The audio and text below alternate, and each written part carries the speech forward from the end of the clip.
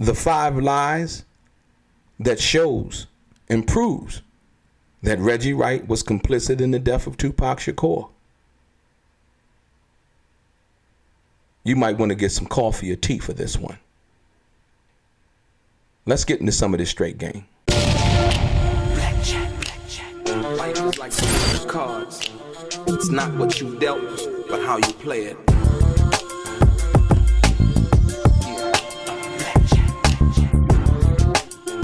Play each situation correctly.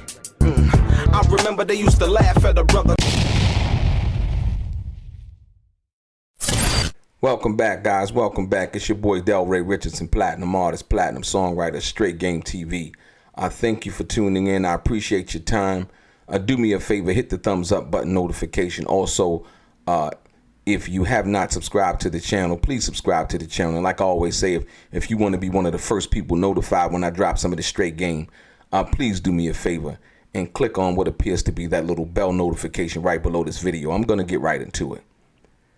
Ladies and gentlemen, I'm going to show you something today that I think in dealing with the Tupac situation and Tupac being murdered situation that nobody's ever showed you. I'm going to give you a breakdown of the lies that have been told, specifically by Reggie Wright Jr., that not only show that his involvement in trying to cover up what it was that happened, but more importantly, the consciousness of guilt in regards to that, and actually pulling the security off of Tupac. I covered it before, but I got a request to give a little bit more of a detailed breakdown, and I'm gonna give it to you like this. First, the first thing we're gonna deal with is we're gonna deal with the Michael Moore situation, where Michael Moore heard the got him after Tupac was shot. Michael Moore said that he heard got him over the Nextel radios, right? And I'm gonna give it to you like this. So they had Nextel radios. I want you to understand something. So Michael Moore did an interview while he was alive, and he gave just basically a detailed story of what happened. But the one particular point I want you to focus on is where Michael Moore said that it happened. And Michael Moore said that it happened when they were getting into the car, right? But Reggie Wright Jr., he tried to say that if it did happen, listen, if it did happen, he said that it happened while they were in the nightclub, as to offer up an excuse that, well, if it did happen, it happened inside the nightclub and I couldn't hear it because the music was too loud. Instead of just saying, I didn't hear it, he offered up an alibi as to the music being too loud to be able to hear it, when Michael Moore was clear and concise as to where they were when he actually heard it. Michael Moore said, as me and Mr. Wright were about to get into the car to go to the hospital, in relation to Suge and Tupac being shot. I want you to listen to this very closely. Listen to what Reggie says and how he tries to say that it was inside the nightclub, and then listen to what Michael Moore says. Listen. Can we talk a little bit about the infamous got him thing from Michael Moore, who did security for you? We were inside of a nightclub, Club 662, when he allegedly heard this over the radio. Michael Moore, where were you guys? One of the homeboy securities, you said, got him right before me and Mr. Wright got in the vehicle to go get to the hospital. You get it? That's lie number one, right? You can see, once again, Reggie Wright Jr. trying to offer up an excuse in dealing with loud music, when Michael Moore clearly said that they were outside of Club 662 about to get into the car. Michael Moore gave more specifics, where they were, what they were about to do, right? Notice Reggie Wright Jr. says he was talking about something when we was inside the nightclub and you know, this kind of more scarce, sparse explanation as to the music being too loud, right? That's lie number one. We know for a fact that Michael Moore was telling the truth, because at the time that Michael Moore said this, Michael Moore didn't need to lie about anything. It was simply what it was and what he had heard. They got him over the radio. And then shortly after that, Michael Moore said he heard somebody say, don't say nothing. Don't speak over the radio. Right? So now, while we're on the Nextel radio situation, right? There was also a video in which Reggie Wright, for the last 20 some odd years, has been saying over and over and over again that the Nextel radios did not have a walkie-talkie feature. I have that also on video, and where he said at the time the Nextel radios couldn't do that, right? Listen. What he claimed to happen, the Nextel radios weren't even able to do at the particular time. While I was working at 662, I heard something over the Nextels that we all carry for security, and what I heard was, got him. But all of a sudden, some 20-odd years later, the truth would finally come out, pointing to Reggie Wright Jr. telling another lie in regards to the 2Pac situation, in regards to the murder and the details that led up to 2Pac's murder. In the Keefe D grand jury investigation, Reggie Wright Jr. went to testify.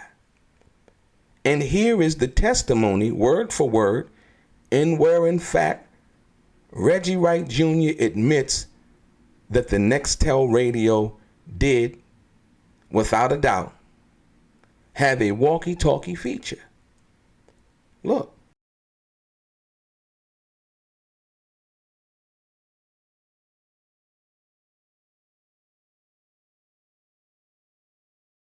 You understand what I'm saying? That's another lie in relation and coinciding with the same thing. The Nextel radio got him, right? And the denial that the Nextel radio even had a walkie-talkie feature and where the got him could be heard. So not only was the loud music offered up as in a justification as to not hearing it, but there was a second justification, and that was that the Nextel radios did not have a walkie-talkie feature. This lie had been told for the past 20 some odd years, up until Keefe D was indicted or being investigated by a grand jury, and where Reggie Wright Jr. would go and testify finally to the truth of the matter. That's lie number 2. I hope this resonates with you, because as people who really wanted to know the truth about this situation, listen. And so when you understand that, you'll get into that, right? And you'll delve deeper into what I'm saying in regards to that situation. That's lie number 2. Look how they're intricately interwoven into each other. And 2 excuses. The loud music, oh no, it didn't even have that feature, when both of those were lies. But the next thing that, and this is trying to get an employee to lie for Reggie Wright Jr. because Reggie was not there at the MGM Grand, right? And see, Frank knew what 2Pac had told him about Reggie being fired already. So Frank, in his mind, he wasn't really worried about whether he was going to work for RightWay anymore or anything like that. That wasn't the fear that he had had. The fear that he had had was, at that particular time, what he said was he thought something was going to happen to him from that perspective, right? But remember, when it all came down and came to a head, Reggie tried to get Frank to lie and said that Orlando Anderson actually tried to snatch 2Pac's chain at the MGM Grand, and that's what led to the fight ultimately at the MGM Grand.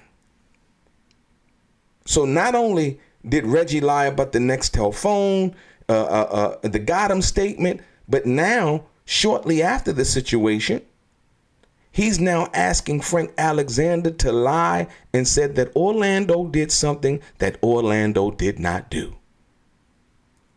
And because Frank Alexander refused to lie and refused to perjure himself, right? There's tapes in where Frank, was told by Michael Moore that Frank should be in fear for his life. These are facts, y'all. These are facts. Listen. So, even after Frank Alexander's death, you can understand why Reggie Wright Jr. would have so much disdain for Frank Alexander and speaking ill of Frank even after his death, because Frank refused to go along to get along with the lies that Reggie was trying to get him to tell. So not only did he tell 2 lies, he tried to then get Frank Alexander to participate in a 3rd lie, but Frank refused. You see, because Frank knew about the letter of Reggie being fired.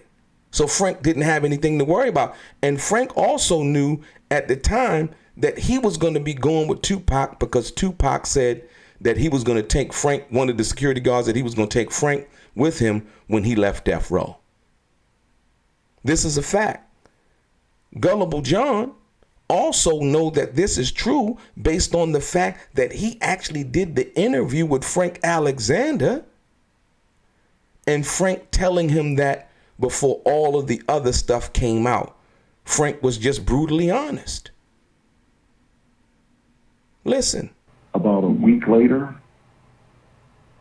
my homeboy that I told you was the office manager, he called me up and he said, Frank, you're getting fired. I was like, what? Like, yeah, you're getting fired. I go, what you talking about? Like, man, 2Pac just sent a letter. I got it right here. He goes, I'll make a copy of it and give it to you.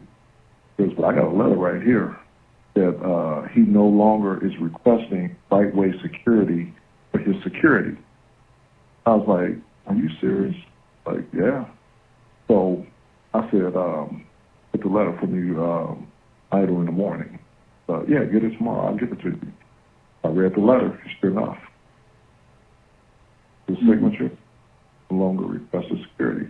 So obviously, is that the same time that he allegedly fired David Kenner as his lawyer? Yes, absolutely. And I was like, so I ain't got to worry about my job. He's like, no, you going with me, nigga. That's how I knew he was leaving. He personally told me that because I got the letter. I have the letter. And what month was this all going down? August. This was August. You understand what I'm saying? So now you understand why it is what it is in regards to the Reggie situation. And like I told you, Reggie is complicit in the murder of 2Pac Shakur by way of negligence, by way of insubordination, and deliberately pulling the security off of 2Pac Shakur that night in Vegas, right? Not only that, but then denying what happened after that to cover up whatever it was that he knew at that particular time to be going on in regards to the Gotham statement, in regards to what the Nextel phones could do, right? And now in trying to get Frank to lie and say, well, look, or say Orlando tried to snatch his chain. And Frank was like, nah, because he had already talked to the Metropolitan Police Department and gave them a different statement in regards to what happened at the MGM. Not only that, Frank knew that what had happened was actually on tape. So why would you go and tell a lie, in regards to anything to say that Orlando tried to snatch 2Pac's chain? It's on tape what happened. And I guarantee you, in coming up in Keep Me D's trial, we're going to see more We're going to see the actual walk up on Orlando from a different angle in which they didn't show us yet. I guarantee you that. As to when Tupac walked out of the fight, as to when they walked in the same vicinity, all of that. If you ever been to Vegas and you know where that happened at, you'll know what I'm talking about, right? That's lie number 3, or the trying to get someone to participate in the lie and Frank refusing. And that's why Frank has been talked about, is talked about so negatively and disrespectfully by Reggie Wright Jr., even after his death, right? And so when you delve into that, and so, but to make one appear to be in good standing with Tupac, right? It wasn't until Yasmin Fula, because after all of the years of what people thought they knew at the time, it wasn't until Yasmin Fula, Reggie Wright Jr. was being disrespectful and talking crazy about Yasmin Fula, who's a 70-year-old former Black Panther and a woman of substance. He was talking crazy. See, but what he did not know, or what he should have known, or what he did actually know, right? But I don't think that he knew that she had it at that particular time. So what Yasmin Fula did was Yasmin actually released the actual facts that Reggie Wright Jr. was fired. Boom. In black and white, signed by Tupac. You cannot deny it. But in Reggie Wright Jr.'s fashion, he would attempt to. But before it was released, he was denying that he was fired at all, and that him and Tupac were on good terms when Tupac did not like Reggie, period. But when the facts was released, it left, beyond any shadow of a doubt as to what happened, right? Tupac fired Reggie as his personal security because there were people on Reggie's detail, Frank Alexander, Kevin Hackey, who would roll with Tupac, after hours, off of death row time, as operating and moonlighting as his security. Tupac was actually firing RightWay Security Protection Services as his then personal security. He did not want them to work with him anymore from that perspective, right? But in being still hired by death row, RightWay Protective Services was under the direction of Suge Knight and should do what Suge Knight asked him to do when Suge Knight asked him to do it. But just not rolling with Tupac on his personal time. He was firing him from that perspective. So RightWay Protective Services would no longer be receiving a check or any kind of compensation for rolling with Tupac after hours. But they still would be getting paid from Suge in the death row situation, and that would be whether it was protecting Snoop, whether it was protecting Pac, whether it was protecting the Dog Pound, or anybody else, right? Reggie had been denied being fired. Here comes the facts. Boom. He's still trying to deny it. He's still trying to deny it. Why was my security on Pac in New York when they were in New York? Because, in fact, your security was still working for Death Row. And that was a music industry event, which was the MTV Music Awards, right? Okay. You get to Vegas, and remember, he was saying, oh, why was my security on him in Vegas? Actually, the security really wasn't on Tupac in Vegas. Reggie then pulled the security off of Tupac. He couldn't do it in New York because Suge was there. That was a business event. You understand? The music industry event. So therefore, he's getting paid. They had to do their job, right? But see, Vegas was a different thing.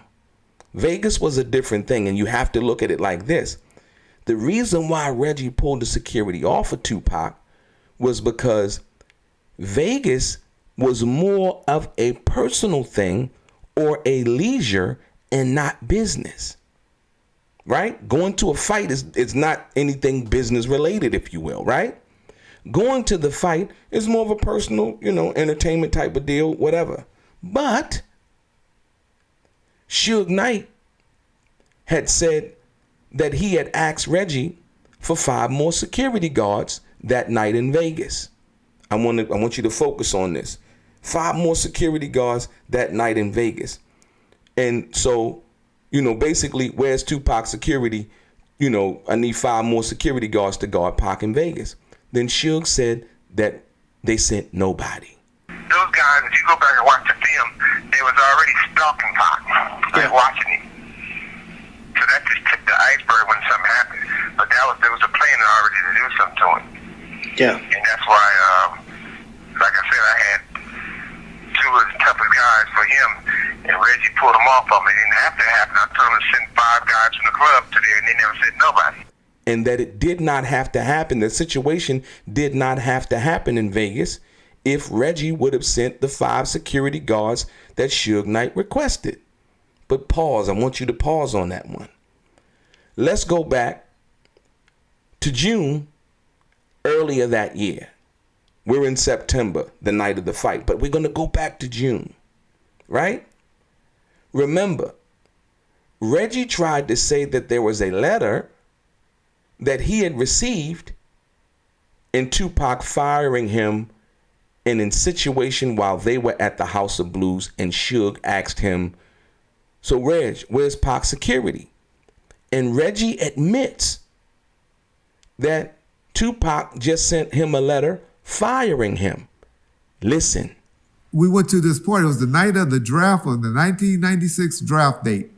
Keyshawn Johnson had a draft party at the House of Blues. And 2Pac showed up.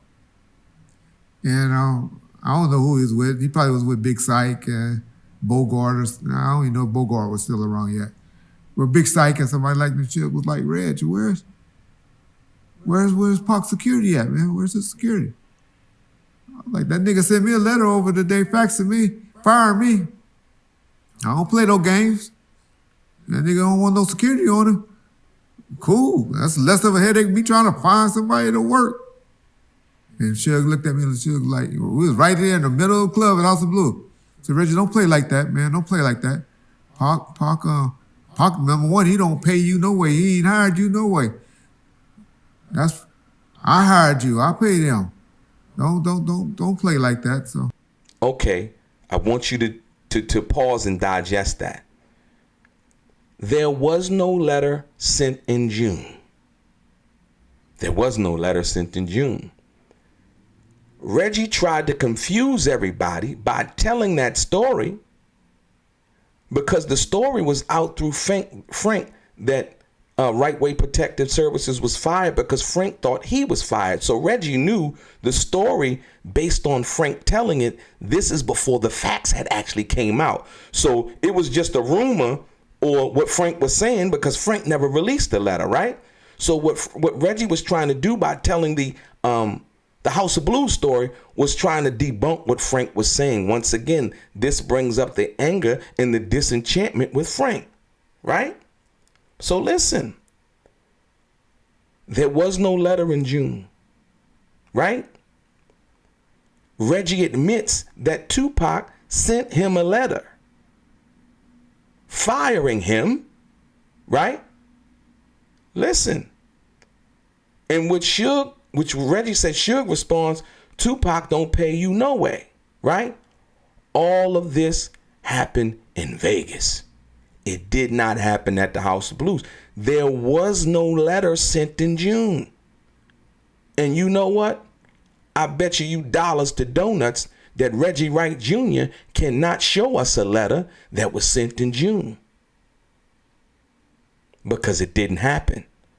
So what he was referring to was the letter that was sent on August 27th, 1996, approximately 11 days before 2Pac was shot in Las Vegas. Hence, the security being pulled off of 2Pac, Suge actually having the conversation that he was talking about having involving the security and where's Pac's security, right? And Reggie saying, well, he sent the letter to me firing me 11 days before the Vegas situation. You get it? He sent the letter firing me. Reggie admitted to that. Reggie admitted to 2Pac sending him the letter and him knowing about the letter, right? It didn't happen in June. It happened on August 27th, 1996. So the whole conversation that Suge had with Reggie in regards to where's Pac security, Reggie saying that 2Pac sent the letter firing him, right?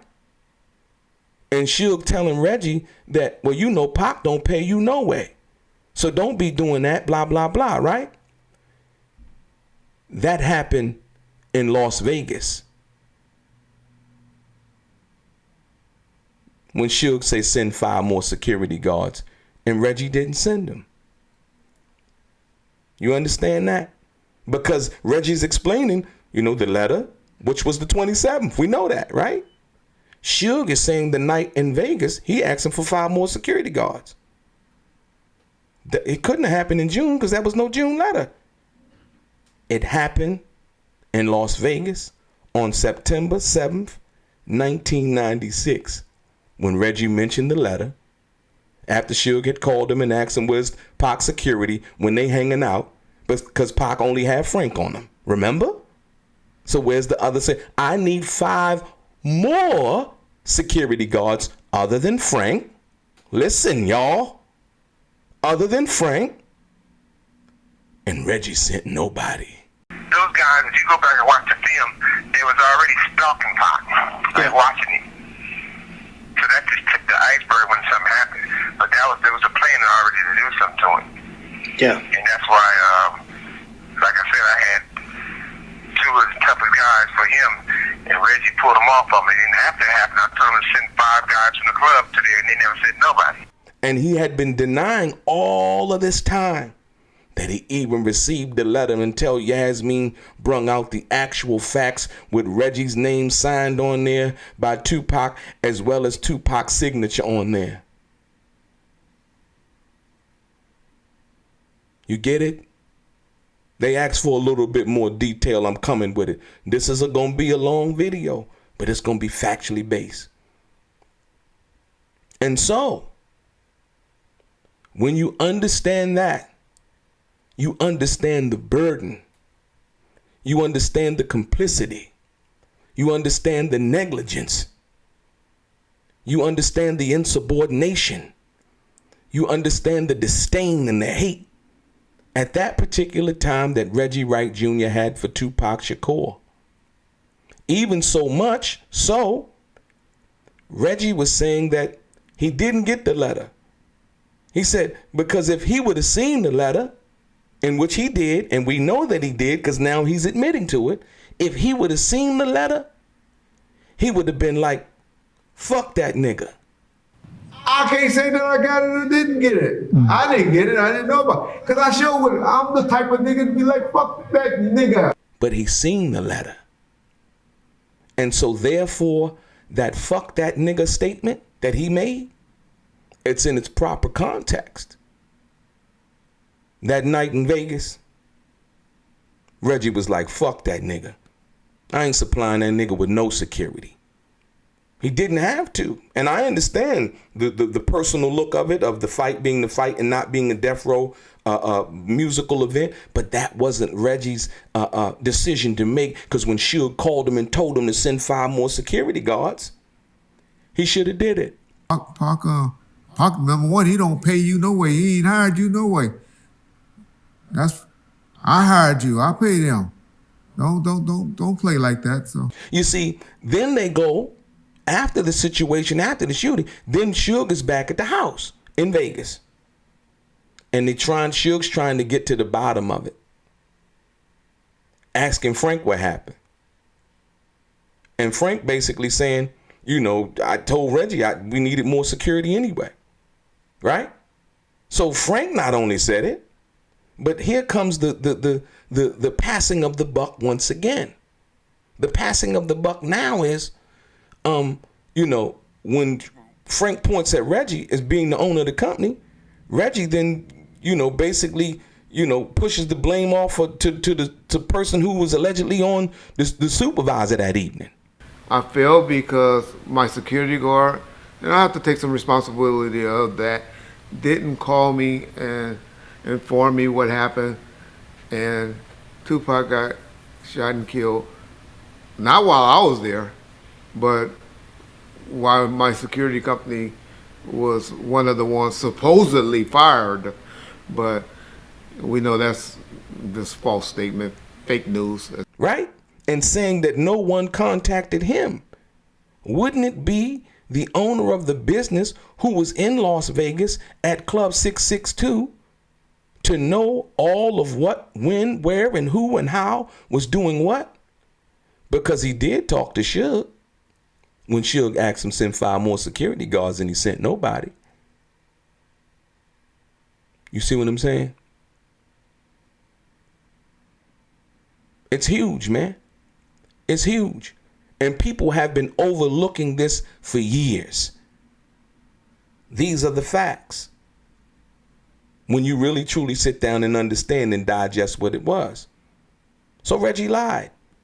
He tried to make the situation at the House of Blues the situation that actually happened in Las Vegas. From Suge asking, where's Pac security? He tried to make it look like it was at the House of Blues. No, that happened in Las Vegas on September 7th, 1996. That night, Suge said it. Right? The letter, we know for a fact, was sent on August 27th. Reggie is admitting to receiving the letter, but trying to make it look like it was in June, in and around the time of the Keyshawn Johnson draft party. We know that that didn't happen. It factually and mathematically couldn't have happened. We see the date of the facts with 2Pac's signature on it. August 27th, 1996. So where would Suge be able to ask him, where would Reggie be able to tell him that 2Pac sent him a letter just firing him? If Suge's asking, if Suge's asking Reggie, I need 5 more security guards, right? Where would Reggie be able to respond to Suge if the letter was received, if the fax was received on August 27, 1996, and Suge asking Reggie, where's Pac security? Where would that have happened at? Not June. If Suge's saying he's asking him to send 5 more security guards, it happened in Vegas. You see? Say men and women lie, numbers don't. That facts don't lie. At that time, that fax was as good as any timestamp that you could ever rely on. Period. Reggie didn't send no more security guards. And this is the thing that you got to understand. Suge didn't say send 5 security guards. Suge said send 5 more security guards, meaning that 2Pac had Frank Alexander on him. He's just asking for more protection for 2Pac. Because he said, as you can see, they were stalking Pac. If you go back and look at the video, that's what Suge said.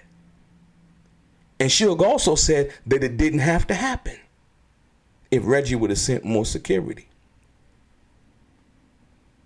That's lie number 4, y'all. And that's the most disgusting one of all. Like I said, everything is documented for that situation right there. He hated 2Pac. Fuck that nigga. Right? There you have it. So, you know, and then going and wanting to testify, right, in front of the grand jury and dealing with Keefe D and dealing with the Nextel radio. Think about that. That's that consciousness of guilt. Keefe D admitted to what he said his part was. Now, you know, like I said, I don't support that no way in killing 2Pac or none of that. Or, you know, I wish they could have, you know, hammered it out a different way, man. Like you said, then, you know, with the head up or whatever, if that was what was gonna go down, you know what I mean? Or whether they could have talked it out. It didn't happen that way though. Right? But for Reggie to go and then testify in front of the grand jury and want Keefe D to be locked up so bad, it kind of alleviates a little bit his consciousness of guilt for the part that he played. You see? Keefe D stood on his. You know, Orlando never admitted to anything. You know, like I said, at the end of the day, and whether Keefe D was telling the lie or the truth, that's going to be up to the jury to decide in his court case. I don't come here to offer you none of that. That situation is going to play itself out based on the Keefe D statements, the words, and the things that he said throughout interviews. Right? And see, so then you go into, you know, the bigger picture is when you go into all of the other things that Reggie had did. When he asked, when he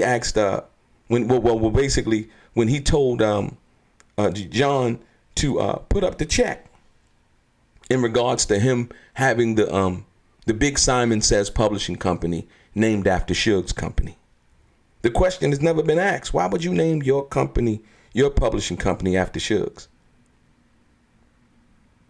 The exact same name. Why would you do that when everybody know who Big Simon is?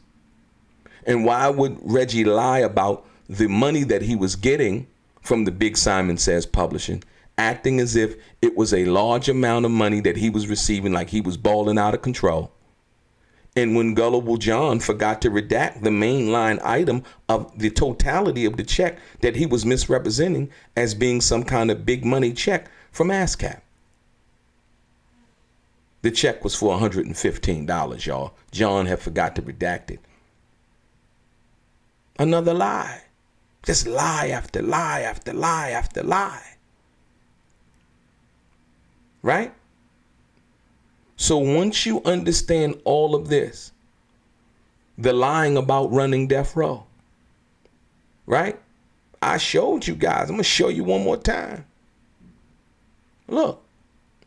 Suge said Michelle A. ran death row. Reggie was a liaison. There's nothing wrong with being a liaison. Now he's claiming that he was general manager. He said he ran death row. That would be tantamount to interim CEO. You know, if you want to deal with it from that perspective. Right? But Suge said that Michelle A. ran death row. We know that for a fact. I don't know what else to say. I don't know what else to tell you guys. At the end of the day, when you sit down and you really digest this, Reggie, and I just gave you the complicit nature in the facts involving the situation. Lying about the Gotham, lying about the Nextel radio, lying about where the Gotham statement actually happened versus whether it happened at all. Oh, it happened. Michael Moore said it. Reggie trying to put it in the club, you know, over loud music. If it didn't, no, that's not what he said. Notice that Reggie never ever wanted Michael Moore to be in the car with him riding to the hospital. If Michael Moore is in the car riding with Reggie at the hospital, and he's never said that. Michael Moore said that. He's never admitted to riding to or even acknowledged that Michael Moore was in the car. Why? Because it would confirm Michael Moore's statement about Gotham as being true. Michael Moore said they were doing what? We were about to get in the car. So if Reggie said, yeah, you know, me, Michael Moore, and the lawyer, we went and, you know, we rode to the hospital in Vegas. Does that make Michael Moore's statement true or more plausible? Absolutely. But I don't need Reggie to tell me that because Reggie lies so much. I don't need him to tell me that Michael Moore was in the car. Michael Moore just said it nonchalantly. You know, yeah, it's me and Mr. Wright were about to get in the car. I heard Gotham over the radio. And then I heard somebody else come back and say, you know, don't say nothing over the radio. So when you sit down, for all my intelligent people, when you sit down and really understand what I'm saying, these are just facts. Not nothing that I conjured up and made up and, you know, all of those things, right? The situation, trying to change the story about what happened in Vegas with Suge and try to make like it happened at the House of Blues. But when we got the facts, right, we knew that didn't, the only letter that came out was the one on the 27th, not in June of 1996. So that blows a hole right then and there. That's a material fact that what Reggie said was a lie. Period. And that what Suge was asking was the truth. Where's 2Pac's security? Well, that nigga, he sent the letter firing me. When did he send the letter? August 27, 1996. When did Suge asking for the security? Why you ain't got, where's Pac's security at? Right? Where's Suge asking that at? In Vegas. And what else Suge asking him? Yo, send 5 more security guards. Well, the nigga, he fired me. He sent a letter firing me. And Suge telling him, well, you know Pac don't pay you no way. Suge is admitting that 2Pac didn't pay Reggie at that particular time after being fired as 2Pac's personal security. Suge is saying it. You know Pac don't pay you no way. I pay you, Reggie. And Reggie still didn't send security that night. This is Suge saying it, man. And Reggie Wright Jr. has been masquerading. So much so, he would call me names. He would call me names, groupie, gap tooth. You know, he would even insinuate that I was a homosexual. One of the most disrespectful things that you can do to a real man. And then when I started calling him names that were backed up by facts, that backed up by the 137 informant with the FBI and the dossier interview that he did, saying that he would openly cooperate and all they had to do was just call him. Because he knows that he told them that they know that he's an open book. All of those are facts. So when I was calling the name that I was calling him, right, he decided to file a lawsuit against me, which was a frivolous lawsuit, and he knew it. See, what he was trying to do was trying to get ahead of it. He wanted me to stop calling him that because it was true. And most of the people who listened and did the research knew it was true when they listened to the dossier tape. So it wasn't nothing that I came up with. Like, he started just calling me names out of the blue. Out of the blue. I didn't even really know who Reggie Wright was, to be perfectly honest with you. I'd heard his name, but I really didn't know who he was. Right? So when he couldn't win the war of words, like he's now calling Tyron Turner gay, you know, he's called Jamie Foxx gay.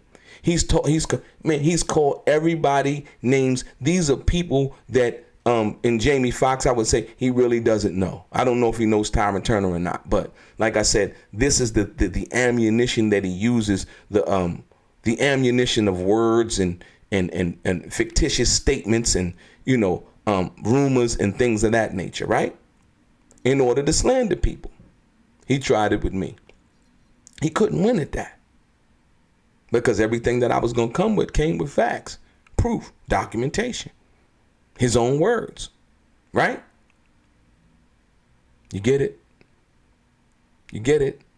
And ultimately, the lawsuit that he filed against me was dismissed on both of our behalves.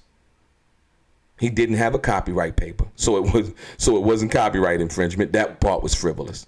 So he filed a copyright paper. I mean, copyright infringement lawsuit against me, right, in federal court. But he refused to produce a copyright paper registered with the Copyright Office of the United States in Washington, D.C. Who does that? So immediately I knew it was frivolous, right? Then a defamation claim in the same lawsuit with a bunch of errors in the filing, if you will, right? So 7.3 meeting, everything gets squashed, right? It was frivolous to begin with. And like I said, these are the facts. So it was attack DELRAY, call them names. I'm going to get personal, trying to put personal information out on me. None of that mattered. This chess, it's not checkers. Everything as I've done as a man, I can stand on it. I'm not embarrassed by none of it, man. That's what made me who I am today. The good and the bad. The mistakes and the successes. all culminate to who you are as a man today. If you stand on that integrity, character, and your word. And as we see from Reggie Wright Jr., none of those things even matter. He will say anything in order to get a view, in order to get a click, in order to get a like. But more importantly, I've just given you the facts in regards to the situation where Reggie Wright Jr. is complicit in the death of 2Pac Shakur. Need I say more? Your boy DELRAY, straight game.